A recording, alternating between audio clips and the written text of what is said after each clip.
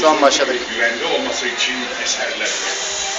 Ülkemizde okullar, üniversiteler, yurtlar, hastaneler, duble yollar, tüneller, kavşaklar, havalimanları, barajlar, enerji tesisleri, adalet sarayları, spor tesisleri, kent ormanları gibi sayısız eser kazandı.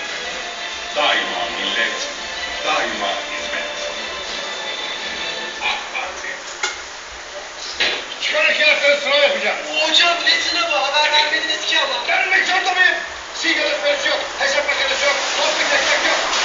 Gidi, kal dedi. Kopya verin kopya. Hocam sınavdan haberimiz yok. Ne kopyası? Bir o şey de yok. Top diklemek yok.